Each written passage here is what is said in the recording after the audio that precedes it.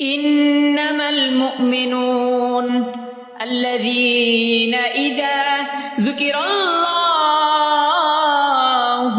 ওয়াজিলাত কুলুবুহুম ওয়া ইযা তুলিয়াত আলাইহিম আয়াতুহু যাদাতহুম ঈমানা ওয়া আলা রাব্বিহিম ইয়াতাওয়াক্কালুন।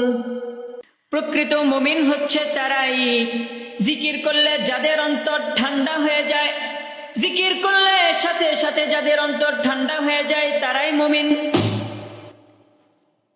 ওয়া ইযা তুলিয়াত আলাইহিম আয়াতুহু যাদাতহুম ঈমানা, এবং যখন তাদের উপর তেলাওয়াত করা হয়, তাদের সামনে তেলাওয়াত করতে থাকতে হয়, তাদের ঈমান বৃদ্ধি পাইতে থাকে যাদাতহুম ঈমানা ওয়া আলা রাব্বিহিম ইয়াতাওয়াক্কালুন, এবং তারা তাদের প্রতিপালকের উপর ভরসা রাখে, তাওয়াক্কুল রাখে।